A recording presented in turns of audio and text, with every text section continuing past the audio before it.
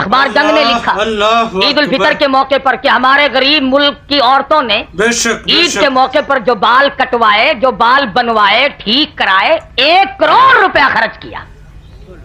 غریب ملک ہے، غریب. بسم اللہ الرحمن الرحیم. محترم ناظرین کرام، حضرت مولانا قاری محمد علی ملتانی رحمۃ اللہ علیہ کا بہت ہی بہترین بیان لے کر حاضر ہوا ہوں. آپ سے گزارش ہے کہ میرے چینل کو سبسکرائب کریں. تو چلیے بیان کی طرف چلتے ہیں. سلم تسلیما کثیرا کثیرا اما بعد فاعوذ باللہ السمیع العلیم من الشیطان الرجیم.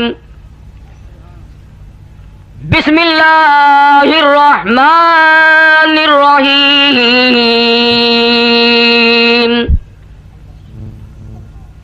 اولئک کتب فی قلوبہم الایمان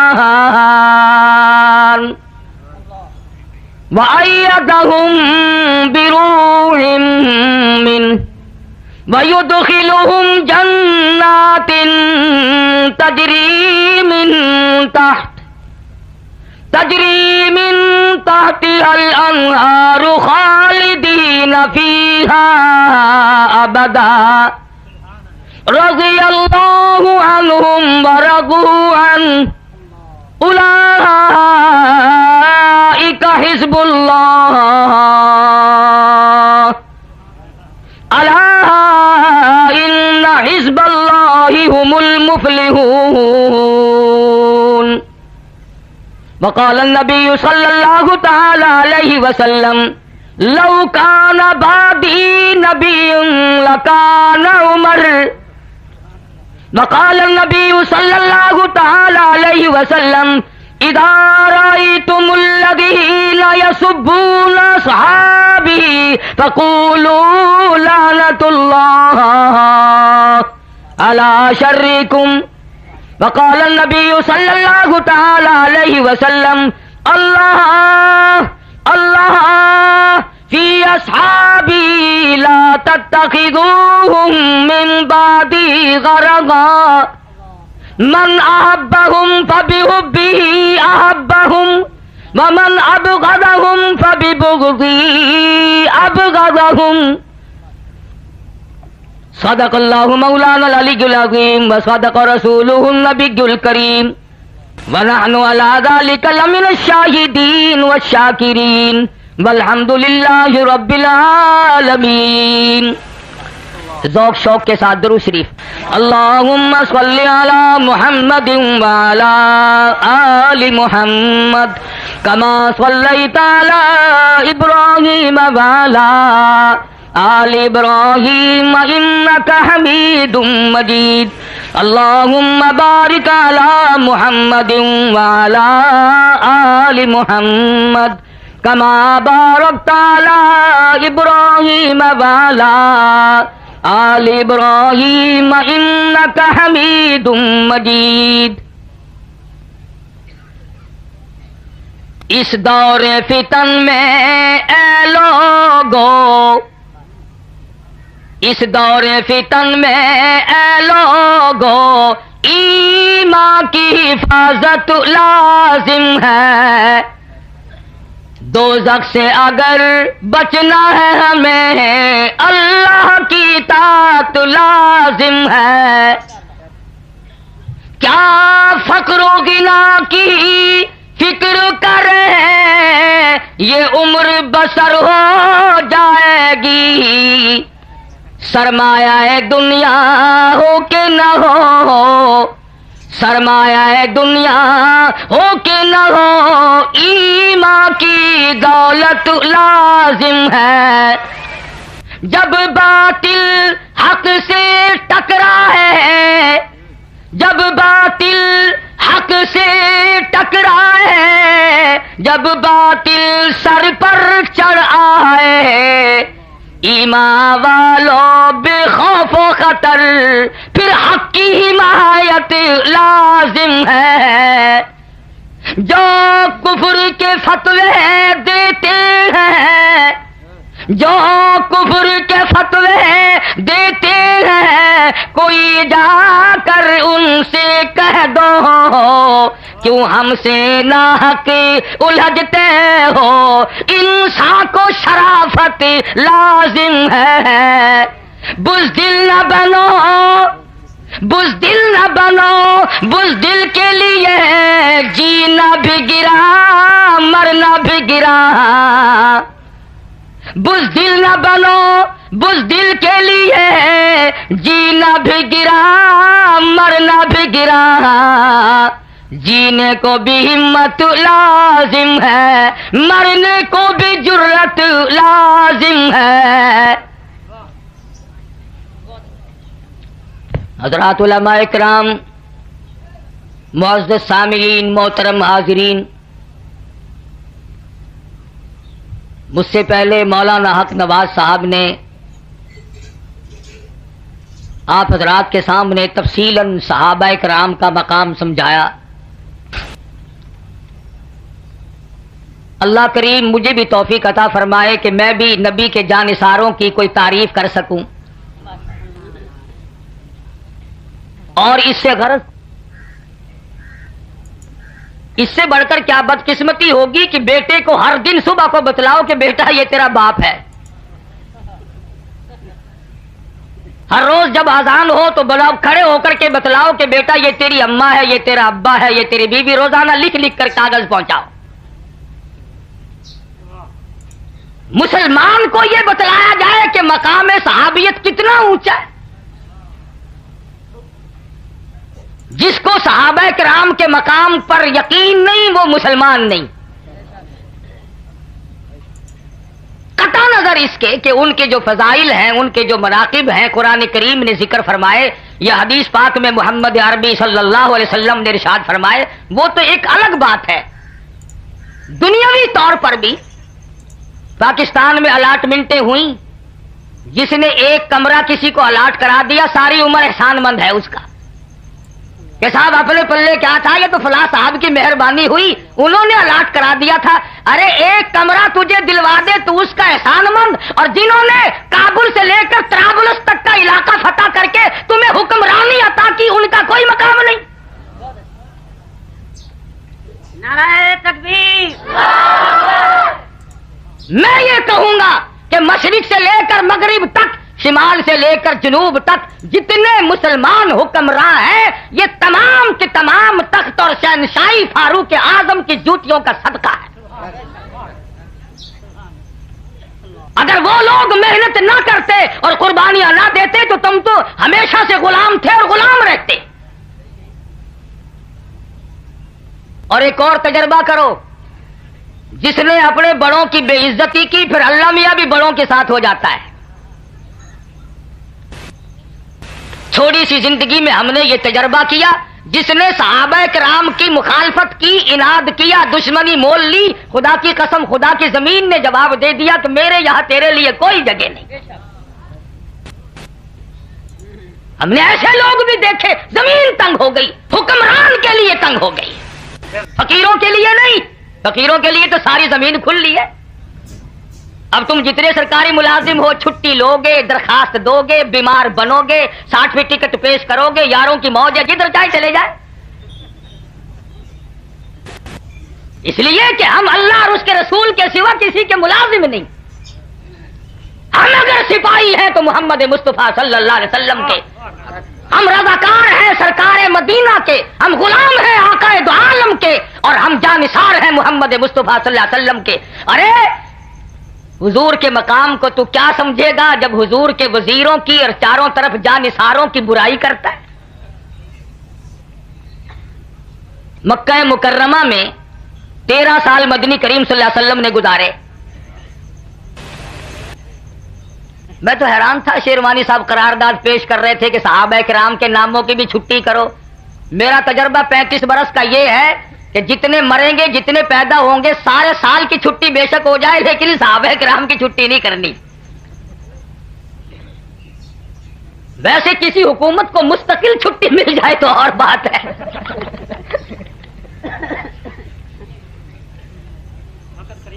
مستقل چھٹی بے شک لے لے، لیکن صحابہ کرام کے نام کی چھٹی نہیں کرنی۔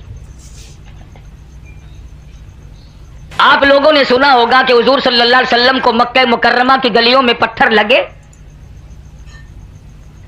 یہ جتنے جھنگ شہر کے لوگ اردا گرد کے لوگ بیٹھے ہیں، جب حضور صلی اللہ علیہ وسلم کو پتھر مارتے تھے مکے والے، تم وہاں پہ تھے؟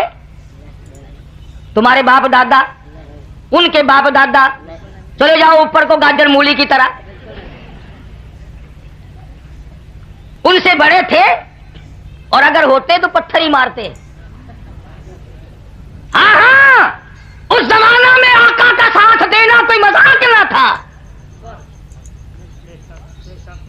جس نے ساتھ دیا اس کی قبر سے جا کے پوچھ تیری جان کو کیا بنی تھی۔ تو 1400 سال کے بعد کلمہ دروازے پہ تجھے پڑا ہوا مل گیا، تو کیا محبت کرے گا، تو کیا عشق اپنائے گا، تو کیا جانثاری کرے گا؟ تو حضور کے ان جانثاروں کی قدر نہیں کرتا جنہوں نے حضور اکرم صلی اللہ علیہ وسلم کے چاروں طرف کھڑے ہو کر پتھر کھائے۔ تم نے کب ساتھ دیا سرکار مدینہ صلی اللہ علیہ وسلم کا؟ مال قربان کیا تب انہوں نے، جان قربان کی تب انہوں نے، آل قربان کی تب انہوں نے، سب کچھ تو انہوں نے کیا۔ حضور صلی اللہ علیہ وسلم کی شادیاں انہوں نے کی، حضور صلی اللہ علیہ وسلم کے ولیمے انہوں نے کیے، اور خدا کی قسم جس دلہا کے برات کے صحابہ براتی بنے ہو، تم حضور صلی اللہ علیہ وسلم کی شادیوں کی خوشی نہیں مناتے؟ تمہارے یہاں کوئی شادی کرنے آئے، کسی براتی کو محلے کا آدمی کوئی کچھ کہہ دی تو بڑی منتیں کرتا ہے، یار براتی ہے، پردیس کا آیا ہوا ہے، میں معافی مانگتا ہوں اس کی طرف سے۔ تم حضور صلی اللہ علیہ وسلم کے براتیوں کو بھونکتے ہو، تمہیں شرم نہیں آتی؟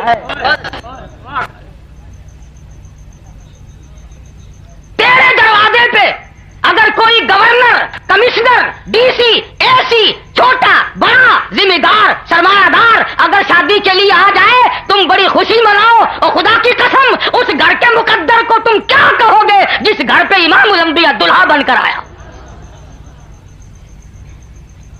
تیری لڑکی اگر کسی بڑے آدمی کے یہاں چلی جائے تو مچھوں کو وٹ دیتا پھرے، اور صدیق وہ ہے جس کی لڑکی سرکار مدینہ کے گھر میں موجود ہے۔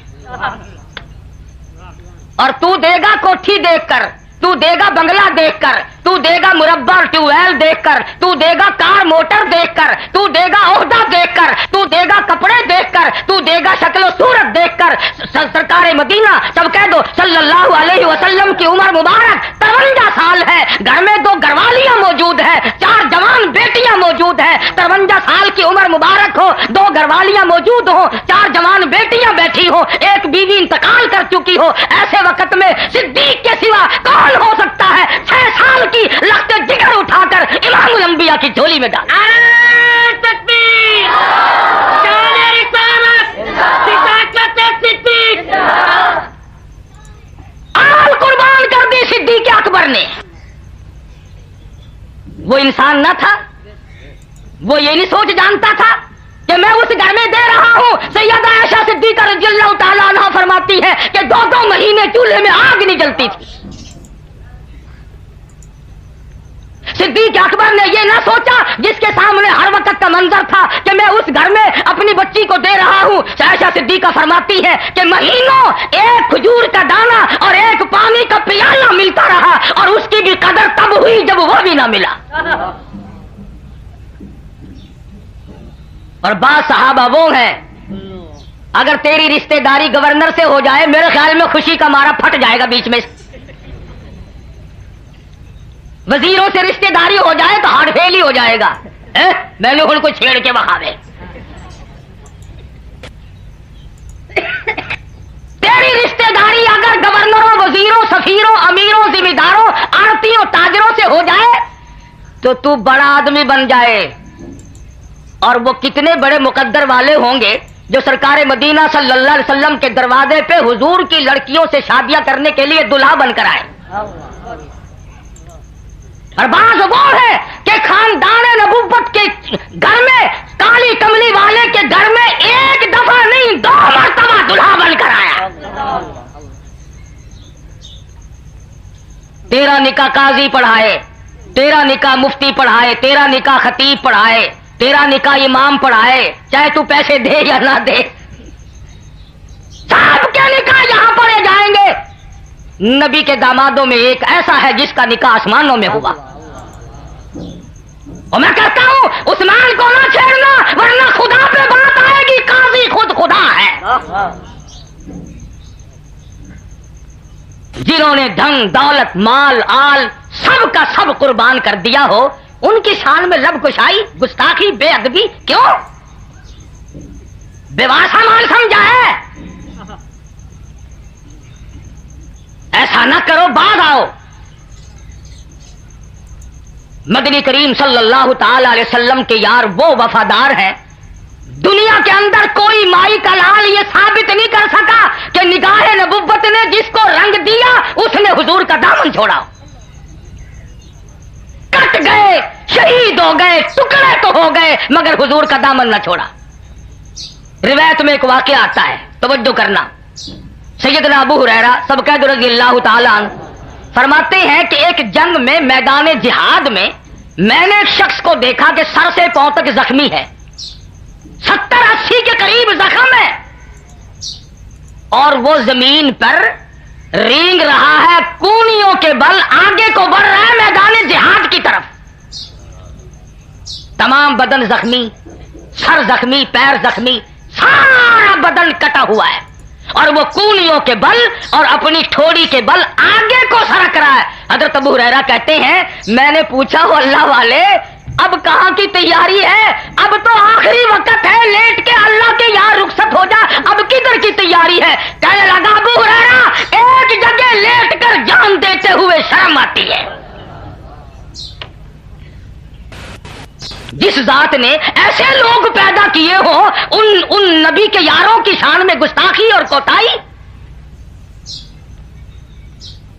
और रहे ये मुतालबे, हमारे तो कान पक गए सुनते सुनते कि फलां के रूट परमानेंट है, फलां का रूट, और दुनिया भर की इबादतों के मरकज अब अपने घरों में है। ये इबादत हमारी समझ में नहीं आई कि इबादत उसकी घर मेरा ना। ईद के दिन पुलिस आती है ईदगाहों में, भाई ये जो सारे पाकिस्तान में ईद की नमाज पढ़ी जाती है, पुलिस आती है क्यों? थोड़े आदमी होते हैं। बकरा ईद की नमाज पढ़ते हो, पुलिस आती है।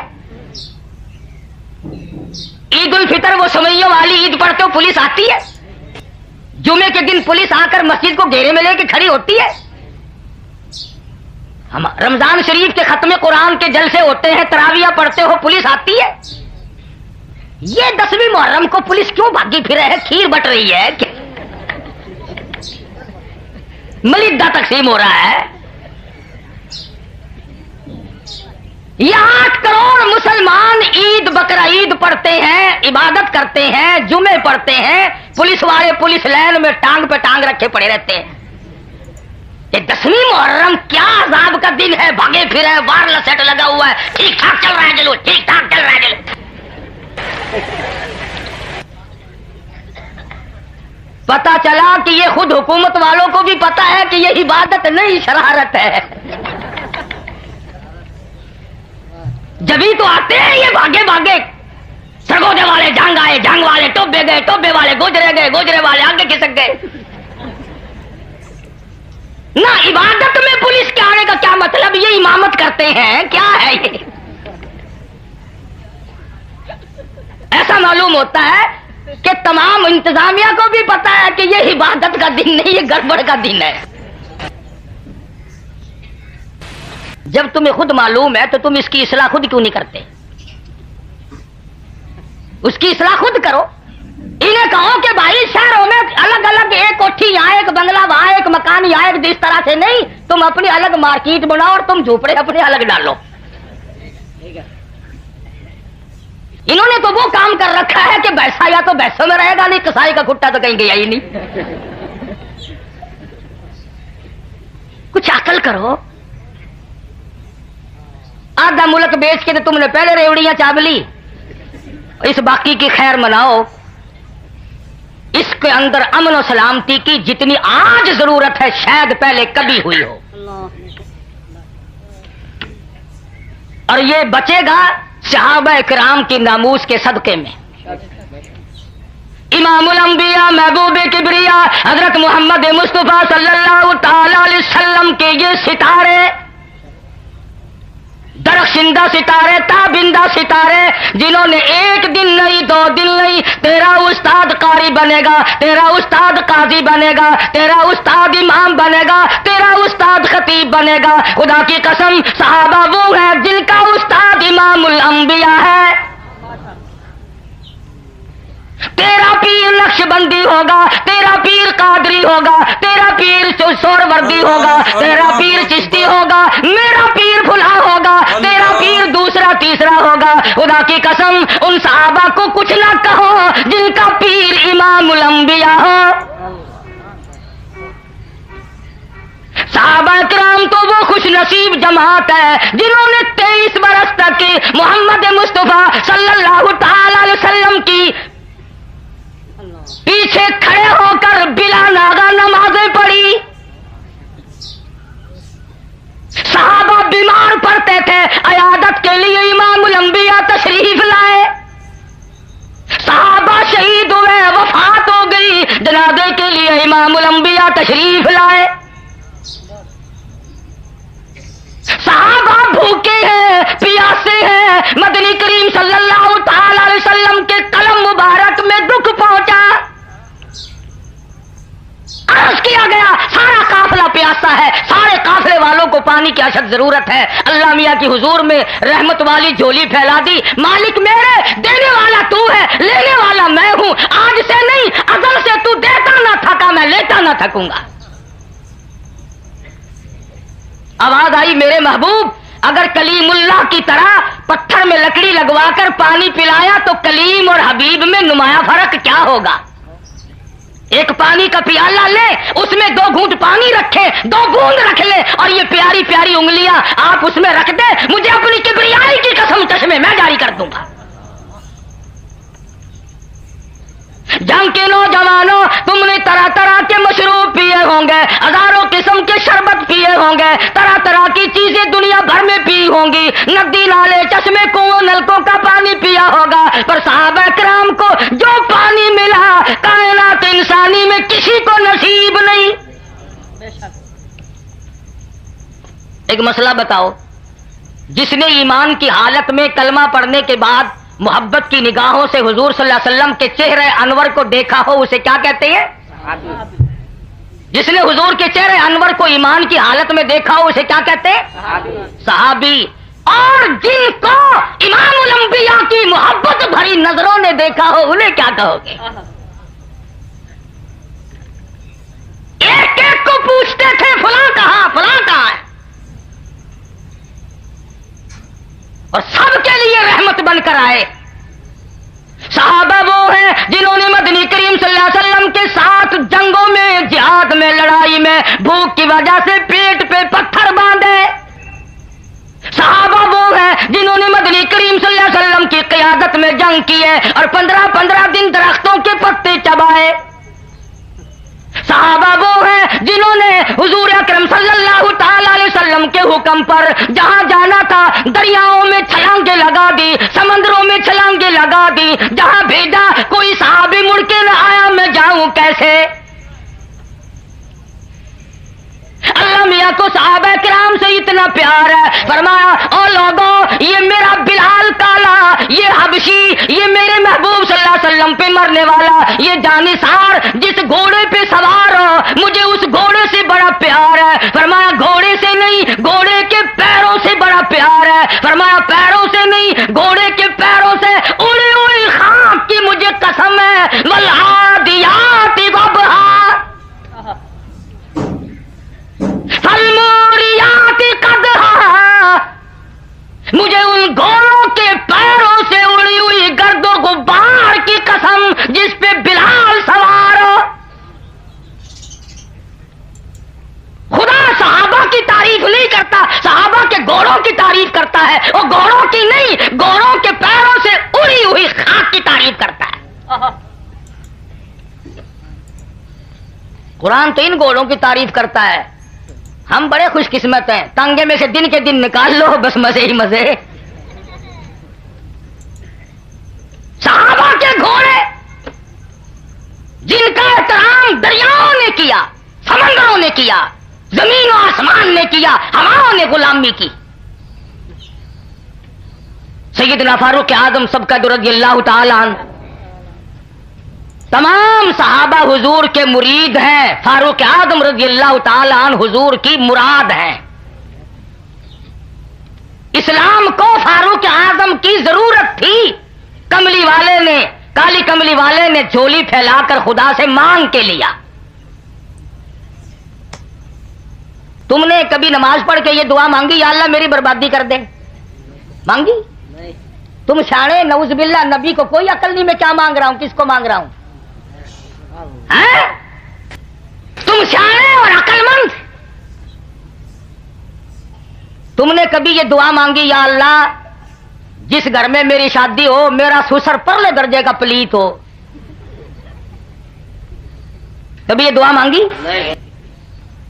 تم تو اتنے سیانے کہ سسر بڑا باعزت اور بااکرام ہونا چاہیے اور بڑا مالدار ہونا چاہیے اور کوٹھی بنگلے ہونے چاہیے اور گھنٹی کی ٹنٹی ساتھ لگی ہونی چاہیے. تو اتنا سیانا اور نبی کو نعوذ باللہ اتنی بھی عقل نہیں.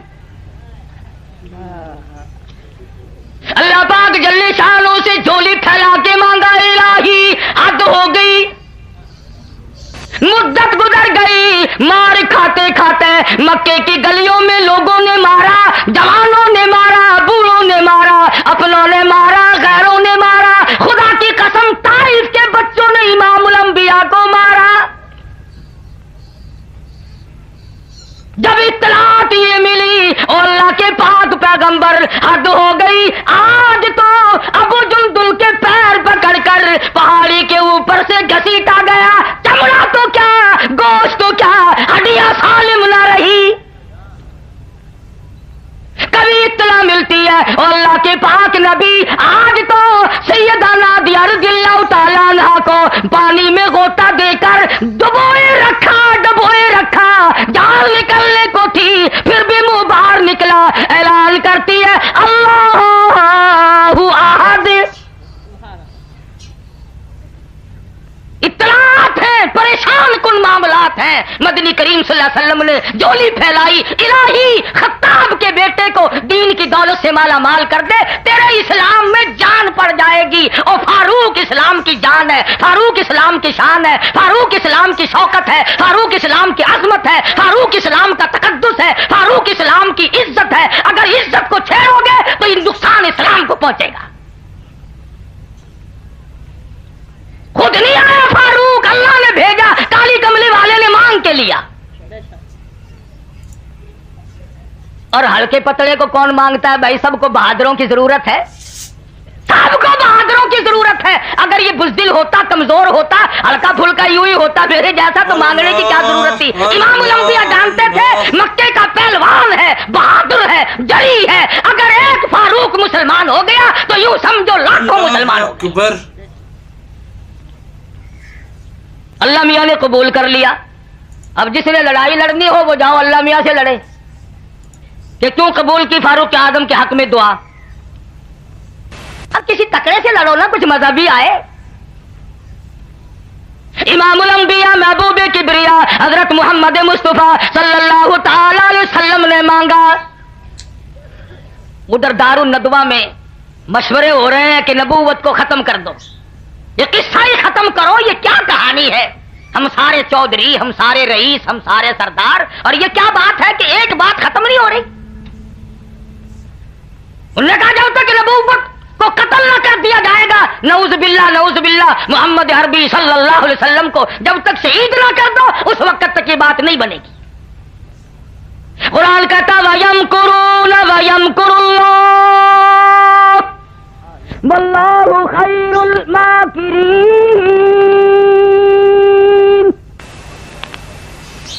انہوں نے بھی تدبیر بنائی، اللہ فرماتے ہیں میں نے بھی تدبیر بنائی، میری تجویز کامیاب رہی.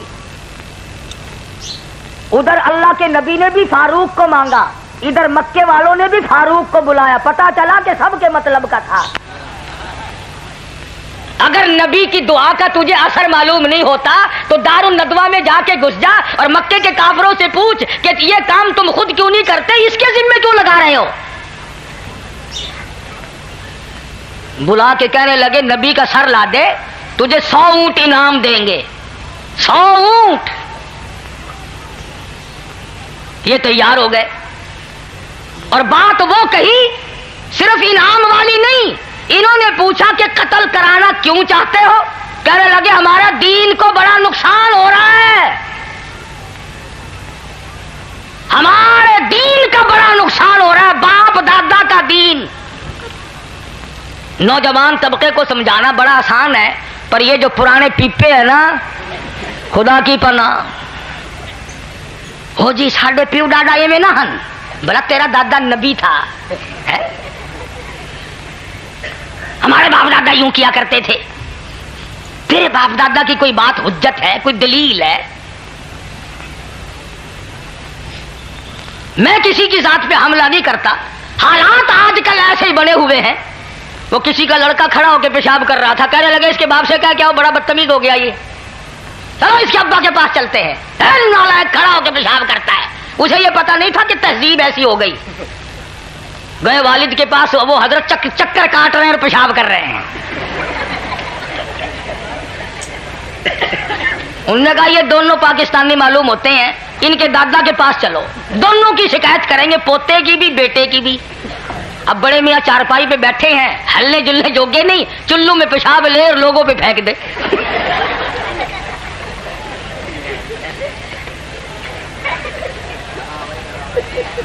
बाप दादा का दीन क्या होता है? बाप दादा का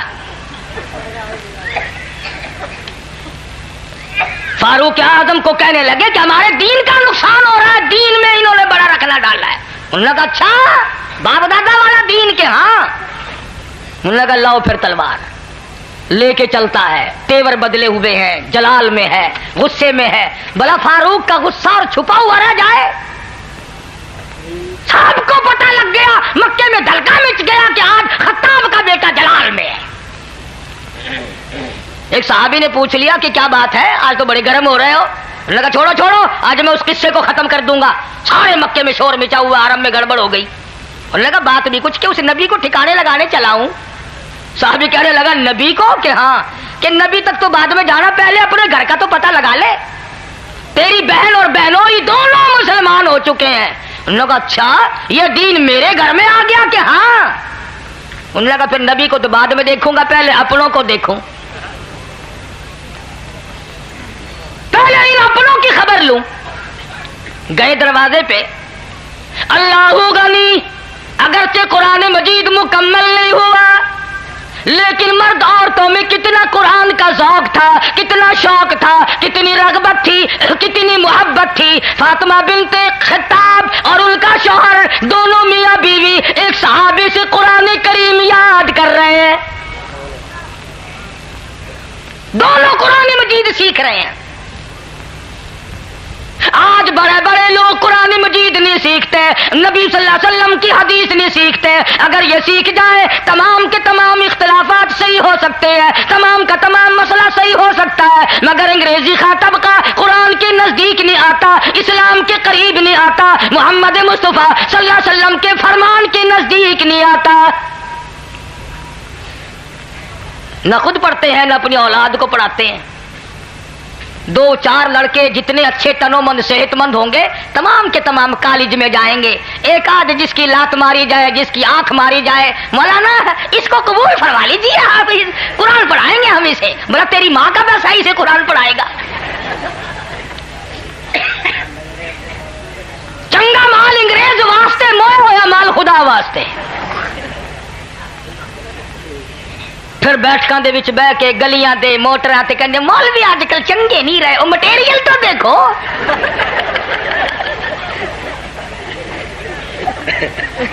तुसा मदरसे दे विच जेड़ा मटेरियल सटेंदे खड़े हो, कदाई हुण मटेरियल ते तो निगाह पाओ। जो जो मटेरियल सटे सो यो जो माल तैयार होना है ना।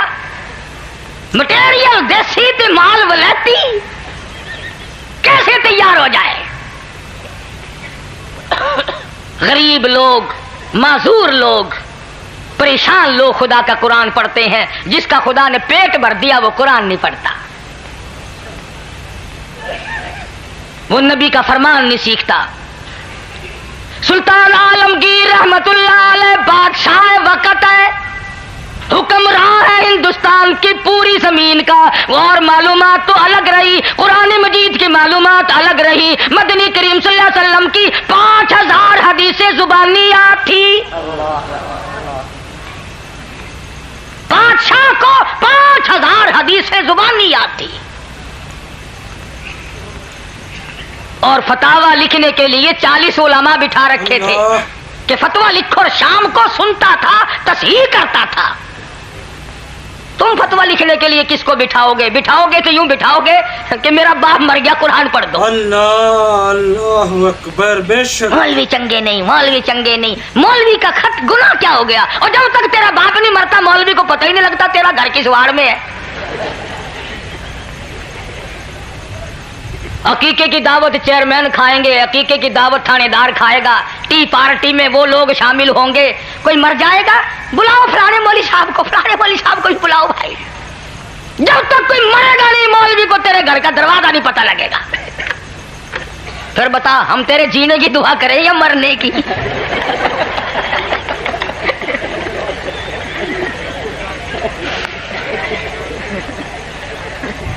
جینے کی دعا ان سے کرا جن کو برفیاں کھلاتا ہے، سموسے کھلاتا ہے۔ مولوی یوں کرتے ہیں، مولویوں نے بیڑا گرک کر دیا۔ یہ جو ہوائی جہاز اغوا کر کے لے گئے تھے یہ کون سے مدرسے کے فارغ التحصیل تھے جی؟ یہ جنگ کی کون سی مسجد کا خطیب ہے ان میں سے کوئی سا؟ اور وہ جو 56 باہر تشریف لے گئے تھے ان میں کون سی مسجد کا امام تھا؟ بابو کا نام لیتے ہوئے ذرا ڈر لگتا ہے نا، ہم یتیم ہیں۔ جو الزام آئے مولوی پہ لگاؤ، خدا کی قسم تم نہیں جانتے مولوی کی قدر، جا مسٹر چرچل سے جا کے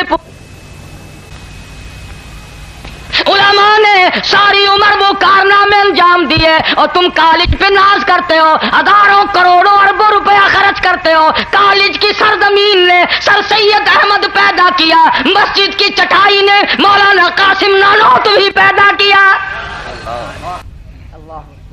کالج نے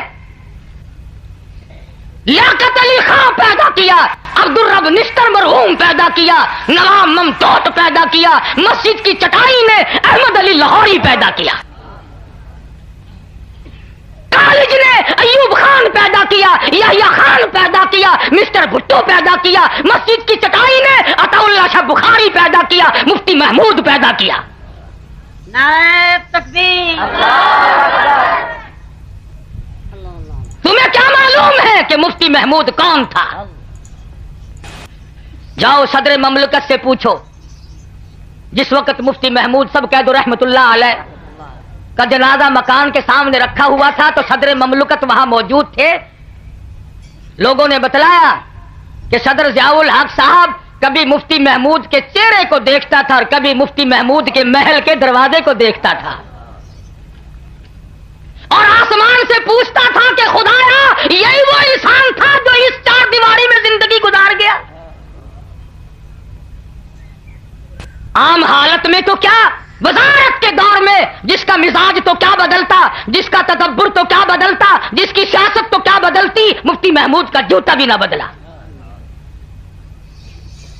وہی لباس، وہی حالات اور وہی واقعات آخری دم تک۔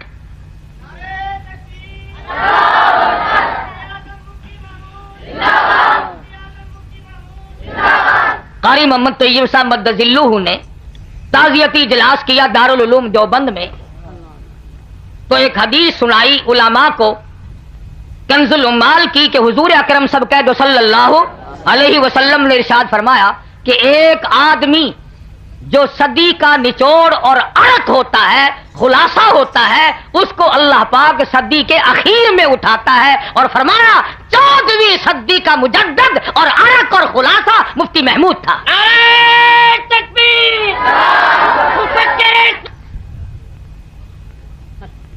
کس عظمت کے لوگ پیدا کیے مسجد نے۔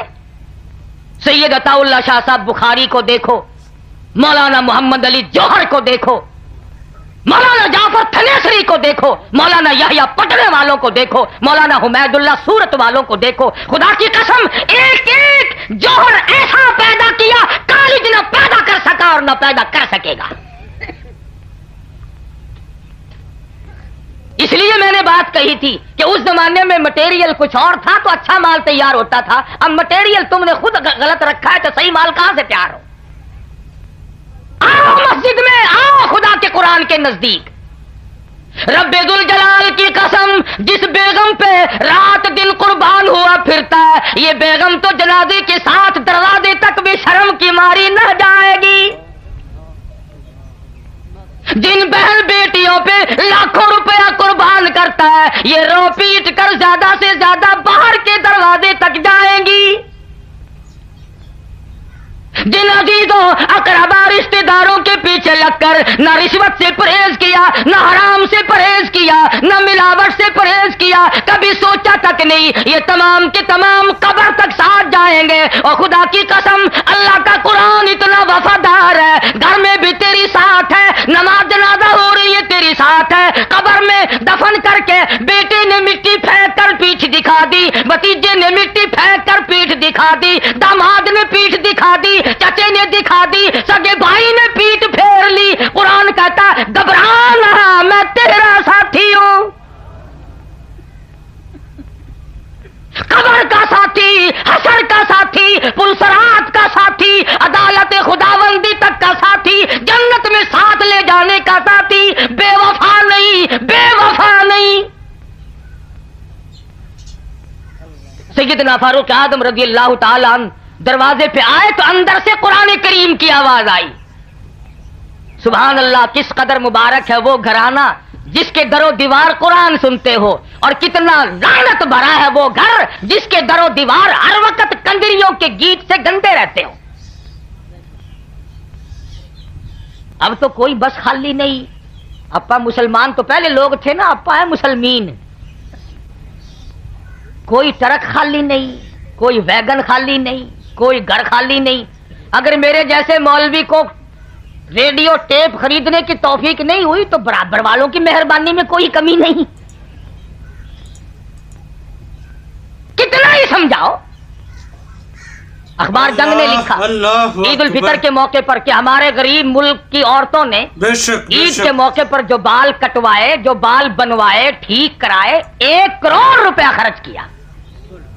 गरीब मुल्क है, गरीब। 1 करोड़ रुपया खर्च किया औरतों ने।